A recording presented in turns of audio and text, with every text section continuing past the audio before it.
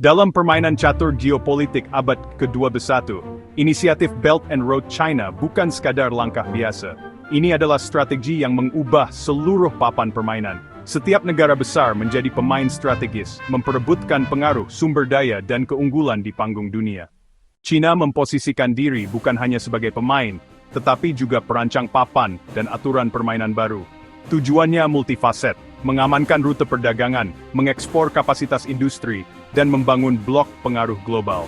Amerika Serikat melihat BRI sebagai tantangan langsung terhadap tatanan internasional yang dipimpinnya, menawarkan model pembangunan alternatif. Uni Eropa terbelah antara peluang ekonomi dengan kekhawatiran keamanan. Negara Eropa Timur dan Selatan lebih menerima, sementara negara inti lebih skeptis. Rusia melihat BRI sebagai pesaing di wilayah bekas Soviet, namun tekanan Barat memaksa kolaborasi dengan Beijing, kemitraan yang didasari keperluan, bukan kepercayaan. Negara berkembang di Asia, Afrika, dan Amerika Latin melihat BRI sebagai peluang pembiayaan infrastruktur tanpa syarat ketat Barat. Namun mereka berisiko terjebak dalam jebakan utang dan kehilangan kedaulatan strategis, seperti kasus pelabuhan Hamta yang dikuasai China selama 1990-an. BRI mempercepat pergeseran gravitasi ekonomi global dari barat ke timur, menghubungkan jantung ekonomi Eropa dengan pusat manufaktur Asia. Investasi China di pelabuhan strategis seperti Gwadar, Hambantota, dan Piraeus diinterpretasikan sebagai upaya membangun pangkalan logistik di masa depan.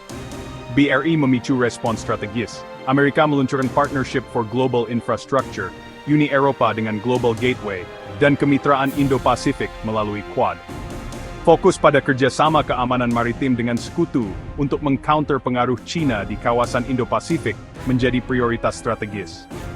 Asia Tengah menjadi medan tarik-menarik antara pengaruh tradisional Rusia dan dominasi ekonomi China melalui BRI.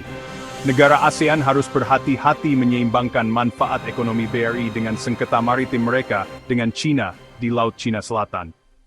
BRI menghadapi tantangan, ekonomi China yang melambat, backlash negara penerima, dan tuntutan keberlanjutan lingkungan memaksa adaptasi strategi.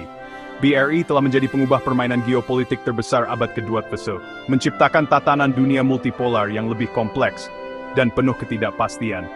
Pada akhirnya, ini bukan sekadar proyek infrastruktur, melainkan manifestasi ambisi China membentuk tatanan dunia sesuai visi dan kepentingannya.